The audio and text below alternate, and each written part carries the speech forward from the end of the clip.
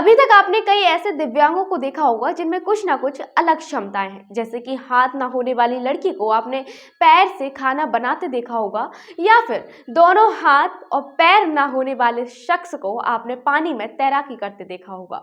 लेकिन आज हम आपको मिलाने जा रहे हैं ऐसी ही शख्सियत से जो जन्म से ही नेत्रहीन है, लेकिन काम ऐसा करते हैं कि अच्छी खासी दृष्टि रखने वाला इंसान भी यह काम आसानी से नहीं कर सकता। देखिए है न्यूज़ बीके की खास रिपोर्ट।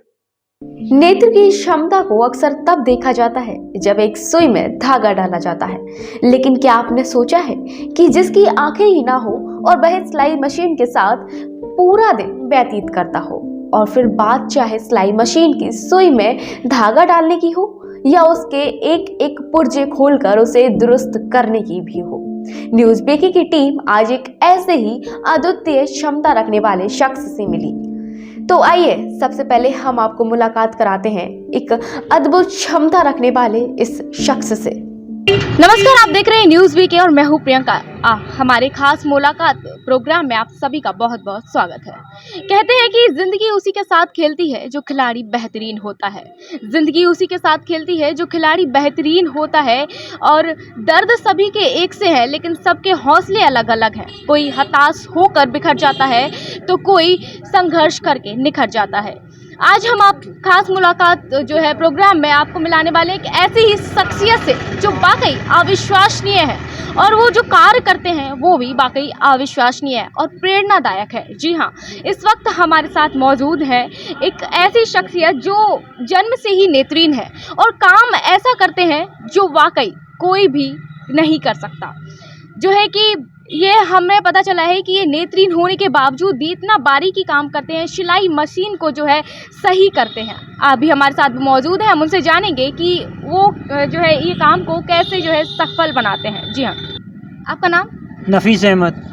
आप ये क्या कार्य करते हैं और कैसे करते हैं? ये हम बचपन से ही काम कर रहे हैं, हमने होश संभाला, इसी काम में ही संभाला है हमने। मतलब ये आपका जो है पारिवारिक काम था या फिर ये है कि आपकी आर्थिक? काम था हमारा, खानदानी काम है हमारा ये। अच्छा, ये खानदानी काम है। तो ये आपको पता कैसे होता है कि आप ये जो है सिलाई में धागा डालें या फिर छोटी सी सुई को जो है निकाल रहे हैं बारीकी, और किस नंबर का क्या कैसे काम करना है, कैसे पता चलता है?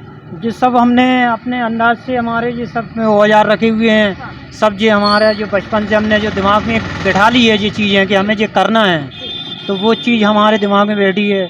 और जो काम नया भी आता है, जैसे कहीं दिक्कत होती है तो हमारे पिताजी हैं, फादर हमारे, तो वो हमें सपोर्ट करते हैं बहुत इस काम में, और उसमें सफलता देते हैं वो बहुत, मतलब हमें। तो आपके परिवार की स्थिति कैसी है और कैसी रही है?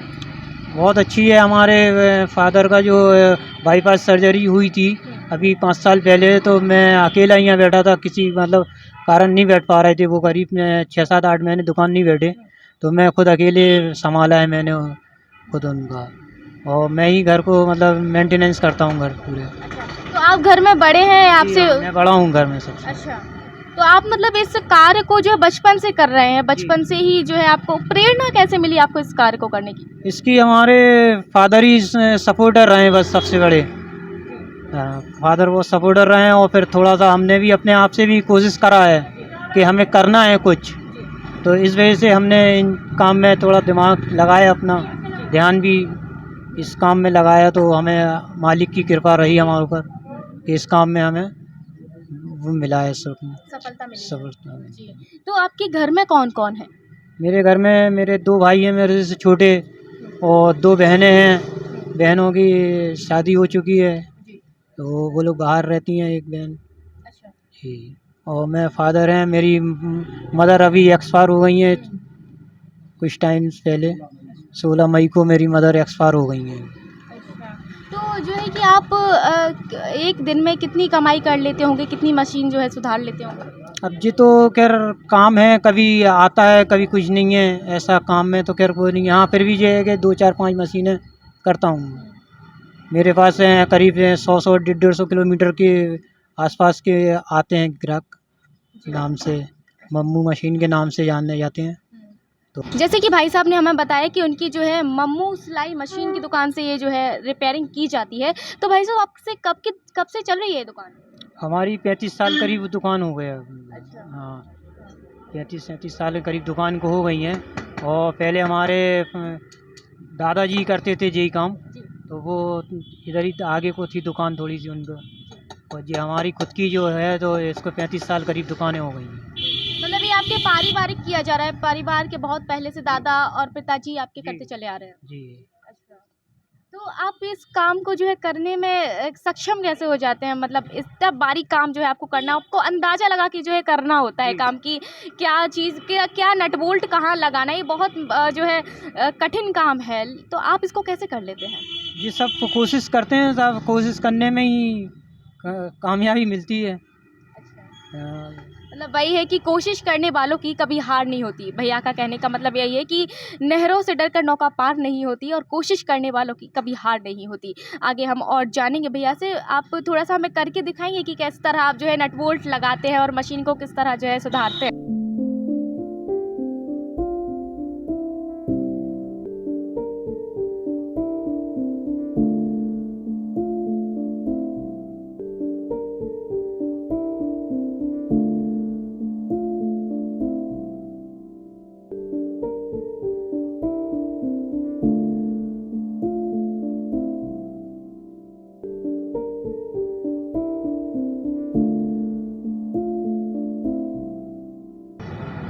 तो जैसा कि आप देख सकते हैं कि नफीस जी जो है अपना काम कितनी बारीकी से और कितनी सही तरीके से कर रहे हैं। एक नेत्रहीन होने के बावजूद भी ये जो है इस बारीकी काम को सफल बना रहे हैं और एक जो है सबके लिए प्रेरणा बन चुके हैं। वो कहते हैं ना कि यूं ही नहीं मिलती राही को मंजिल, एक जुनून सा दिल में जगाना होता है। यूं ही नहीं मिलती राही को मंजिल, एक जुनून सा दिल में जगाना होता है। पूछा चिड़िया से कि कैसे बना आशियाना, बोली भरनी पड़ती है उड़ान और तिनका तिनका उठाना पड़ता है। भरनी पड़ती है उड़ान और तिनका तिनका उठाना पड़ता है। कुछ यही जो है कर दिखाया है हमारी झांसी के, हमारे बुंदेलखंड के नफीस जी ने।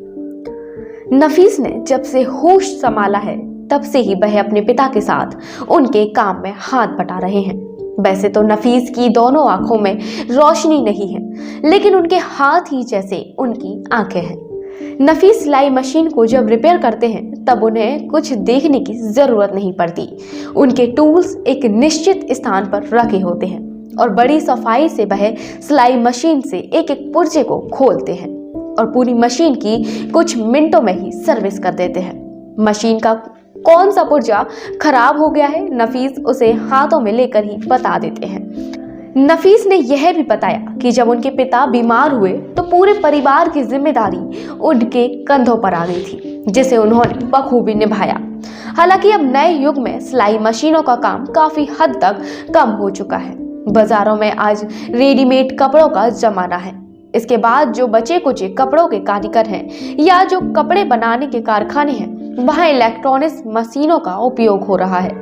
ऐसे में नफीस का यह हुनर कहीं ना कहीं नाकाफी साबित हो रहा है, क्योंकि कभी तो काम रहता है लेकिन कभी कभी कोई ग्राहक दुकान पर नहीं आता।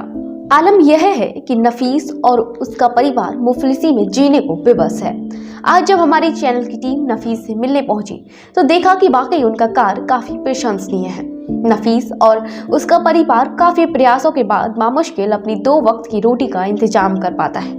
ऐसे में इस निर्धन परिवार को कोई सरकारी सुविधा नहीं मिल सकी। नफीस के पिता ने बताया कि उसने कई जनप्रतिनिधियों के हाथ जोड़े, लेकिन चुनाव जीतने के बाद उनकी तरफ किसी ने मदद को हाथ नहीं बढ़ाया। उनका कहना था कि अगर कोई विधायक या सांसद उनकी मदद करता तो शायद मोदी जी की किसी योजना से उन्हें राहत मिल जाती। इसी दुकान पे हमारे साथ मौजूद हैं जो है भाई साहब के पिताजी भी हमारे साथ मौजूद जी। तो ये आपके जो बेटे हैं वो इस मतलब कि इस अविश्वसनीय कार्य को जो है सक्षम करके दिखा रहे हैं, तो इसमें आप क्या कहेंगे? हम तो बहुत फख्र करते हैं कि आज किसी के मोहताज नहीं है, ये अपने आप खुद काम अपना पेट भर सकते, समझे। ग्राहक भी बहुत आते, बड़े खुश होते हैं इनसे ग्राहक मिल के। और कई ऑफिसर है, मिलिट्री ऑफिसर, CMO साहब, डॉक्टर के, वो भी बहुत खुश होके जाते हैं देख के इधर। मगर कोई बस मदद नहीं है, कुछ किसी तरह की मदद नहीं हो पाती इनको देख दाख के। हाँ ये हम करेंगे, कई चैनलों से अखबारों से आए बराबर देख के चले गए, हाँ हम करेंगे, मगर आज तक कोई इनके लिए मदद नहीं हो पाती है। अभी तबीयत ख़राब चल रही है, दवाई भी हम लोगों को बाज़ार से लेना पड़ रही है इनकी, जबकि इनका कोटा है, सब कुछ है, मगर फिर भी कुछ नहीं मिलता है इनको। तो पिताजी का कहना है कि जो है काफ़ी लोग यहाँ पर आते हैं, इनके कार्य की सराहना भी करके जाते हैं, लेकिन मदद की सिर्फ आस देकर जाते हैं, मदद कोई नहीं करता। और इस वक्त जो इनको मदद की ज़रूरत भी है, इनके पास जो है दवाइयाँ भी उपलब्ध नहीं है और इनकी 15 दिन से जो है तबीयत ख़राब चल रही है। और हम इनके पिताजी से जानना चाहेंगे कि जो भाई साहब है वो बचपन से ही जो है नेत्रहीन है, तो कैसे इनका जो है बचपन बीता और कैसे जो है अभी तक ये कार्य कर। ये थोड़ा सा जब समझ बड़े हुए जरा, जब इनने कोई मदद ने इनकी कुछ सामान वामान दिया तो इन्हें उधर हाथ करे।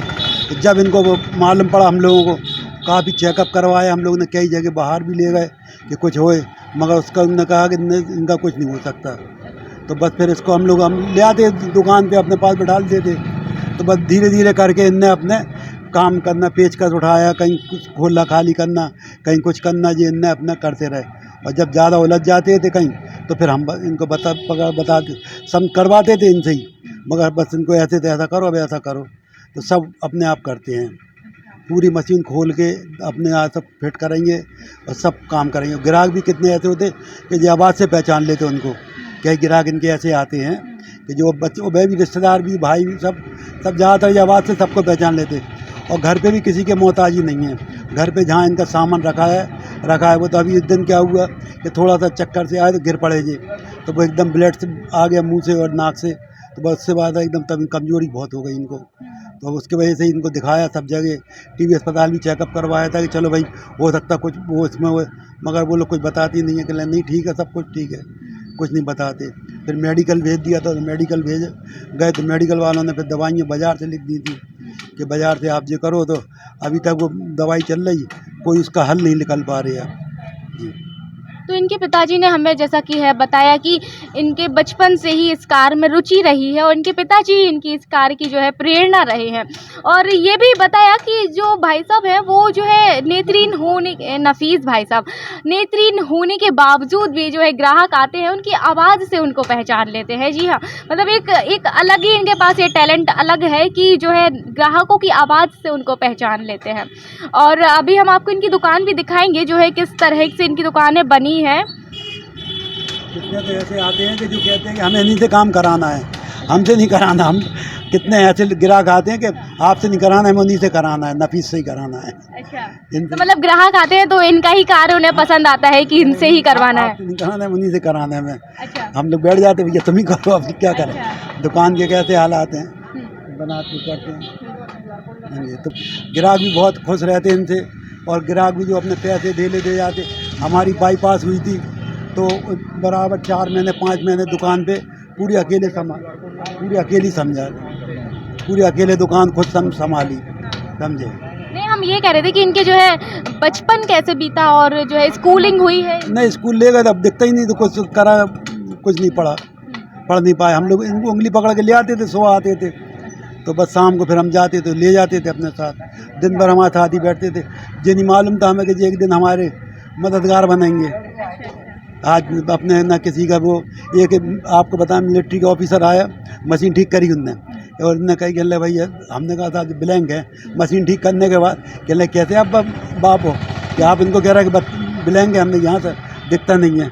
अरे कहले नहीं, तो फिर कहने लगा हमने कहने कुछ हम इनको दे सकते हैं, नहीं तो आपको जो देना। तो फिर उनने 100 रुपये दिए इनको। तो कहने लगे जी हम इसलिए ही देख रहे हैं कि ये कहने लगे जी किसी के सामने ऐसे नहीं कर सकते, हाथ नहीं फैलाएंगे, ये अपना खुद काम कर लेंगे। तो पूरा काम इनका जो रहता है। और आज भी ग्राहक जितने आते हैं, पैसे धेले हिसाब किताब सब जे हम भी बैठते हैं, सारे पैसे अंदर रखते डब्बे में जे गए। मतलब पैसे को भी पहचान लेते कि कितने का कौन सा नोट है और कौन सा किसी का जो है कितने का है। हाँ, सब पहचान लेते। कभी बाई चांस धोखा हो जाता है, जैसे ऐसे आ जाते नहीं, वैसे तो आज तक धोखा नहीं हुआ। तो पिताजी ने इनके बताया कि ये जो है बचपन से ही जो है जब से इन्होंने ये कार्य शुरू किया है तब से ये किसी भी चीज़ के मोहताज नहीं रहे हैं, किसी से इनको मदद की कोई गुहार नहीं लगानी पड़ी है। खुद की जो है हाँ, व्यक्तिगत जो भी चीज़ इन्हें चाहिए हुए वो अपने ऊपर ही खुद ब खुद डिपेंड है। अभी हम आपको इनकी दुकान भी दिखाते हैं, आइए चलिए। तो आप यहाँ पे देख सकते हैं इनकी बहुत छोटी सी दुकान है और पूरी दुकान में जो है ये जो मशीनें रखी हुई, कुछ जो है मशीनें सही भी हो चुकी हैं तो कुछ सुधरने के लिए भी रखी हैं। जैसा कि हमें इनके पिताजी नफीस जी के पिताजी ने बताया कि इनकी दुकान जो है पिछले 35 वर्षों से चल रही है और काफ़ी लोग हैं जो दुकान में मशीन जो है उठाने भी नहीं आते हैं तो ऐसी जो है रखी हुई हैं। काफ़ी छोटी सी दुकान है इनकी, आप देख सकते हैं। यहाँ पर ही जो है सारा सामान इन्होंने लगा के रखा है और जो है कि आप देख सकते हैं यहाँ पे सारे नट बोल्ट वगैरह इनका ये जो रखा है। फिलहाल न्यूज बीके की टीम नफीस की हर संभव मदद का आश्वासन देकर आई है और हम अपने दायित्व को पूरा करने का संभव प्रयास भी करेंगे। लेकिन सोचने वाली बात यह है कि 5 साल पहले जो विधायक बनने के लिए इन्हीं गलियों में घूमा करते थे, बुजुर्ग को देखकर उनके चरणों में लौट जाया करते थे, आखिर चुनाव के बाद उन्हें इन लोगों की मदद याद क्यों नहीं आती? आखिर क्या यह लोग बालूघाट, पत्थरों की खदान और करोड़ों अरबों के ठेके पाकर अरबपति खरबपति बनने के लिए नेता बने थे? देखने वाली बात होगी, क्या कोई समाज से भी इस नेत्रहीन, अद्वितीय और स्वाभिमानी शख्स की मदद करने आगे आता है? क्या वाकई में कोई समाज से भी ऐसा है जो राजनीति से परे इस नेत्रहीन के परिवार की मदद को आगे आता है? सहयोगी आस्था गुप्ता के साथ प्रियंका, न्यूज बीके, झांसी।